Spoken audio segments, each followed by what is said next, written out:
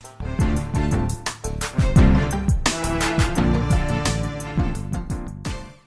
welcome to the Market Alert for Tuesday, 13th of September 2022. So baby bounce looking to become a teen squeeze. That's with the assistance, of course, of today's CPI numbers. And US stocks sustained the global risk on tone while the dollar dipped ahead of the US CPI data. And risk on C stocks, commodities and high beta FX gain ahead of the CPI numbers as well. And also an interesting article here previewing the pivotal August CPI report. Expect to miss. 7 handle likely sees a very strong rally. So I think they're talking about here is inflation at dropping down to 7%, or if it drops down to 7%. Can't quite grasp whether this is the month-on-month or the annual figure. It doesn't really go into detail in the article. But the Fed's already baked in its 75-point hike. So what are the numbers for today? Well, 1:30 p.m. we will find out. And we're forecast with the CPI at minus 0.1. Now, this is negligible, and we know the numbers are rigged. But if it comes out at a minus, then the market's going to be vertical. And the core is at 0.03, and if that comes out as forecast as well, there may be a drop-off on the CPI because you don't get it continuingly to move to the upside. It sort of ebbs and flows. So given the fact and the backdrop, as I said yesterday, that they were going to keep pumping the markets to the upside, and they'll continue to do that until something else comes along where they will reverse and move back to the downside. But at the moment, there's nothing to stop them from going to the upside. As I said yesterday, there was no news. Expect a big move. We got the big move. And it's trying to short that sort of momentum and squeeze, as it says in this one here, baby bounce looking to become a teen squeeze. So yeah, we'll wait and see. Gold-silver ratio, on the other hand, has fell out of bed, which you can see there yesterday, back down to 87, a drop of nearly 10 there over the last few days. Silver moving sharply to the upside as the dollar has been hammered to the downside. So let's move on, have a look at the markets and kick off with yesterday's market activity in the Dow Jones.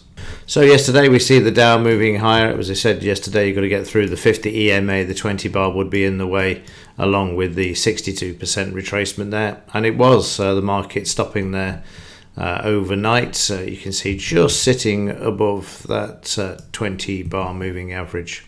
If you look at the 30-minute chart, you'll see yesterday the market coming back. We moved higher initially in the morning, pulled back, and then as soon as the Dow opened, off we went for a few hundred points there.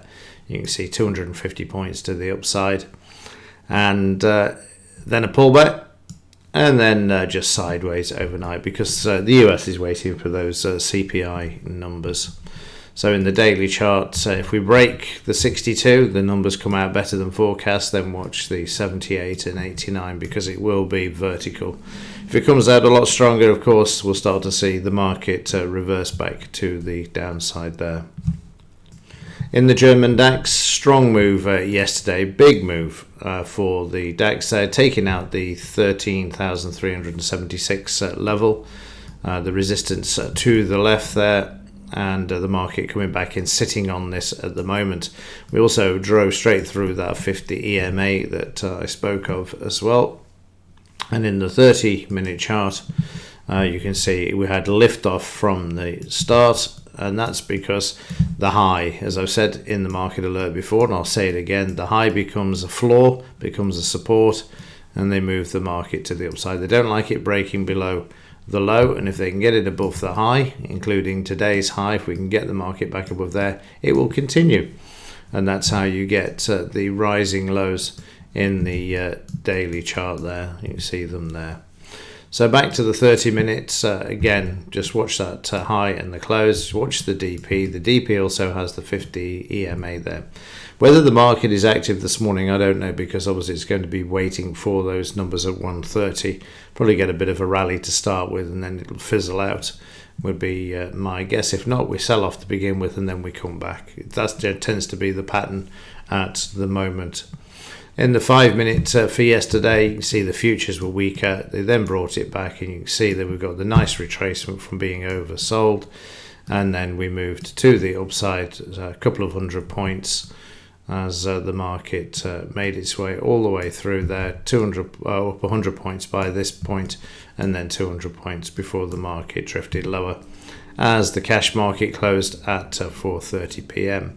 Overnight, you can see that we had a bit of a gap down. This was soon filled, and then prices have just drifted lower. But you've got to watch the high, which is just above here. There it is there. Got the high there, and that DP level. And also at the moment, the market's back below the 200 MA there as well. In the S&P, you've got the market also moving sharply to the upside, having retraced 62.78% there. And let's just have a look at this. So from there to there, we're also back just between 62 and 78 as well. Yesterday, the market moving to the upside after sideways to lower to begin with. And then when the S&P kicked in, marching strongly, but pulling back, seems to be a lot more sort of caution with the US as opposed to the DAX at the moment. And again, just approaching yesterday's high. In the UK market, this also moving sharply to the upside. So from here down to here, you can see we're at 89% on this retracement from here to here. But if we go to the main swing, from the high to the low, you'll see we're at 78 as well. So this area is offering a couple of fib retracement areas that are giving some resistance to this market at the moment. But still a big move to the upside there. Yesterday it was a one-way bet again, that high playing a part, and the FTSE just moving to the upside, and then overnight is sideways. But again, it'll need to get back above yesterday's high in order to continue the upward move. And in the currencies, the yen breaking through that resistance that we saw yesterday, and this is an 89% area from this high, projected back, sitting there at 89 at the moment, and coming back to the high that we've seen here. We'll just put this in there because again, watch this area. If you trade the yen, 166.298 is going to be a floor for the market. It should be a support area. In the 30 minutes, it kicked off on the Asian market as we saw yesterday, and then as they opened in the West, we saw the market just trading in a range. Again, now this market waiting for those CPI numbers. The pound also managing to move higher once more yesterday, trading up to the 20-bar moving average where it's found a bit of resistance, moving back to 116 following the 114 that we saw last week where the market found support.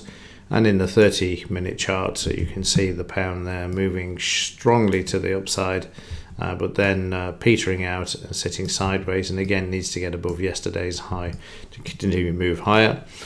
Also note that the market is sitting on yesterday's close as well. That's a bit of support for the market. And finally, in the metals, one of the biggest up days we've seen in silver for a very, very long time. The market up strongly, and in fact in the 30-minute chart, there's one. I was going to say there's not a single red bar, but there's one occasion when the market closed below the 5-bar moving average. But after that, it continued to move to the upside. And even at 1500 there, you can see that they traded below and then they just took it back to the upside. Very important that it holds above the DP and the 50 EMA in the 30-minute chart, and also that it takes out yesterday's high. Heading back to that $20 level, so silver really putting on a few dollars there from the low that we saw. And of course, when the US dollar goes down, this helps to support the metals as well, which we saw yesterday moving to the downside there. We're an 89% retracement for the US dollar at the moment, as you can see, with demand and becoming oversold there. So could be over for the metals for the time being, but again, it depends on those inflation numbers today. Gold hasn't moved anywhere near like silver's moved, which is why you saw the gold-silver ratio plunge. back down to that 87 level.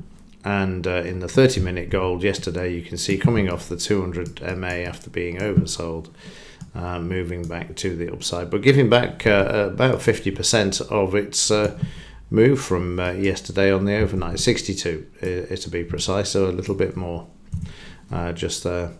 And finally, in crude oil, up again yesterday, stopping at the 20 bar moving average, sideways overnight there at the moment. So there we go, there's a quick roundup of events. Like I say, the market's going to be focused on the inflation numbers today. That's what everybody's after, the August CPI report.